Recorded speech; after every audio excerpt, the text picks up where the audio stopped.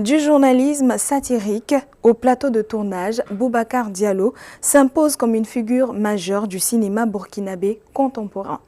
Fondateur du journal du Jeudi, romancier policier et cinéaste depuis 2005 avec Prague, Awaga, Sofia et Dossier brûlant, il a bâti une œuvre qui réconcilie exigence, narrative et cinéma populaire. À travers ses comédies, ses polars et ses séries, il défend une vision décomplexé du 7e art africain. Monsieur Boubacar Diallo, bienvenue sur Africa 24. Merci, bonjour. Vous avez interrompu vos études après le baccalauréat, avant de vous lancer dans le journalisme, puis le cinéma. En quoi ce parcours atypique a-t-il forgé votre singularité de réalisateur autodidacte? Disons que, comme beaucoup de gens, après le baccalauréat, l'orientation n'est pas forcément ce qui correspond à ce qu'on veut. Et avant le bac, on ne sait pas forcément dans la vie active qu'est-ce qui correspond le mieux à ses aspirations. Donc, ce qui fait que moi, j'étais, on va dire, attiré par la littérature et le cinéma. Donc, je passais le plus clair de mon temps dans les bibliothèques et puis au cinéma quand j'avais de l'argent. Quand on me demande c'est quoi ton diplôme, je suis un rat de bibliothèque à la base. Donc autodidacte, j'ai toujours écrit pour le plaisir et puis j'ai eu la chance, c'est ça qui m'a aidé, convaincu que je pouvais continuer dans cette voie, d'être sélectionné dans un concours de nouvelles, ensuite un concours théâtral interafricain. À l'époque, c'était RFI qui organisait. Donc du coup, je me suis dit, attends, je ne suis pas si mauvais, donc ça m'a donné envie de continuer. Et puis moi, ce que je sais faire, ce que j'aime faire, c'est écrire. Donc du coup, la seule application de l'écriture en Afrique, il y a 25 ans, 25-30 ans en arrière, c'est la presse écrite sur le journalisme. Donc c'est ça qui m'a poussé un peu vers là pour, on va dire, m'exprimer, confirmer un peu ce que je sais faire, et puis parallèlement éditer, faire publier d'abord un recueil de contes sur un ton satirique, et puis 2 romans policiers, La nuit des chiens, puis Fumée noire. Fumée noire qui se passe en Côte d'Ivoire, alors que j'avais jamais mis les pieds là. Et Trakaouga qui reprenait un peu l'histoire politique de Burkina Faso, de la Haute-Volta d'avant. Donc c'est un peu ce goût pour l'écriture qui m'a un peu amené, puis beaucoup le goût pour l'image. Avant la caméra, vous étiez romancier et conteur, avec des œuvres telles que Fumée noire et le recueil Totem. Comment cette double culture littéraire hérite-t-elle votre écriture cinématographique aujourd'hui? Disons que pour moi c'est une continuité. La littérature, la presse écrite, ensuite le scénario, parce qu'à la base je ne voulais pas être réalisateur. Je voulais juste écrire des histoires et proposer à des réalisateurs. Sauf que ce que moi je proposais, apparemment ça ne correspondait pas à ce que les cinéastes africains avaient envie de faire. Parce que dans l'entendement de tout le monde à l'époque, en tout cas avec les devanciers, c'était de faire des films de festival. Et moi, en tant que, on va dire, cinéphile, en tant qu'amateur de cinéma, chaque fois que j'allais au cinéma, je trouvais dommage que tous les films qui m'intéressent, que je voyais que ce soit que des films ou américains ou français ou de Hong Kong. Je dis, mais pourquoi dans le cinéma africain, on ne raconte pas des histoires qui nous captivent, qui nous donnent envie d'aller tous les jours au cinéma? Donc je me suis dit, tiens, je vais proposer des scénarios dans ce sens, avec cette dynamique, avec ce genre de contenu. Sauf que voilà, ça ne correspondait pas à l'attente des réalisateurs. Donc de fil en aiguille, je me suis retrouvé obligé de passer de l'autre côté pour réaliser en fait mon rêve.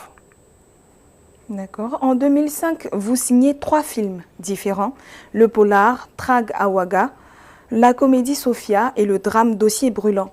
Ce refus de vous enfermer dans un genre est-il une stratégie assumée? Oui, complètement. En fait, j'ai commencé en 2004 avec 2 films, Trakaouga policier, ensuite une comédie sentimentale Sofia. Et puis en 2005, j'ai fait Dossier brûlant qui est un polar classique et puis un thriller politique, Code Phoenix, juste dans la même année. Donc 2 films dans la même année simplement parce que d'abord c'était l'apparition du numérique, des outils numériques, des caméras numériques. Donc on pouvait se permettre de faire des films low budget. Donc j'ai profité de ça. Et en même temps, j'avais un discours un peu, j'admets un peu avec le recul un peu provocateur, où je disais que je refusais qu'on dise que le cinéma africain est un genre. Tout ça, c'est des langages de festival, on va dire, ou de grands spécialistes. Le cinéma africain, je dis le cinéma africain pour moi n'est pas un genre.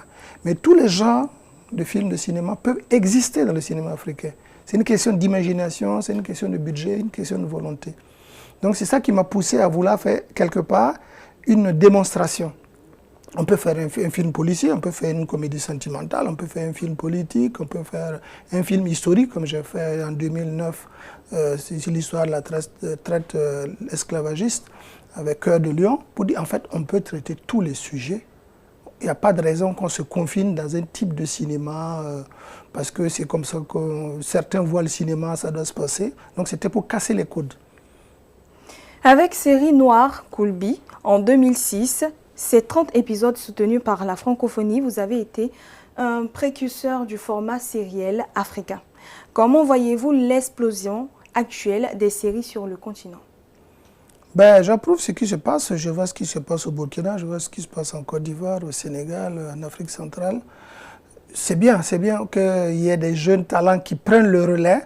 Au début, c'était des séries connues comme Ma Famille, comme Kadi Jolie, Les Bobo Diouf, de la comédie pure. Et puis moi, quand je suis venu avec Série Noire Koulbi, c'était un peu dans la suite de ce que je disais tout à l'heure pour démontrer qu'on peut prendre un petit village, un petit hameau de village où ils sont moins de 30 personnes et avoir une intrigue policière dedans, avec des meurtres en série, avec une enquête policière qui ne dit pas son nom, pour dire que tout est possible, même dans l'Afrique, dans le cadre le plus reculé que le village.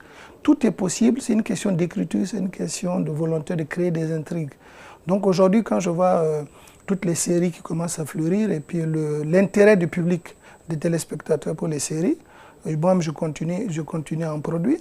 Donc c'est heureux que le contenu cinématographique audiovisuel africain prenne sa place, la place qui est la sienne, plutôt qu'on continue à se gaver de télénovelas, c'est des choses importantes. Alors on passe à la dernière question, vous allez regarder là. Oui. La dernière question est sur la phrase promo Africa 24. Alors quel regard portez-vous sur le rôle des médias et du groupe Africa 24 dans la valorisation du cinéma africain et la promotion des talents à l'échelle internationale?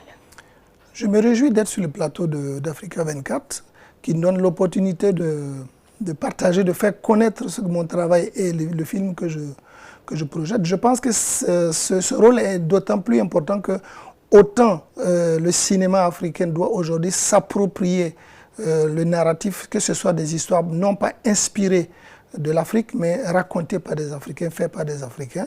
Et pour cela, pour que ça puisse voyager, on a besoin des médias comme Africa 24 et de tous les médias justement audiovisuels pour nous faire connaître, nos projets, nos réalisations et puis aller à la rencontre du public. Monsieur Boubacar Diallo, merci d'avoir répondu aux questions d'Africa 24. Ça a été un plaisir. Pour nous aussi. Merci de nous avoir suivis. Retrouvez cette émission sur l'application MyAfrica 24 et sur toutes les plateformes Africa 24.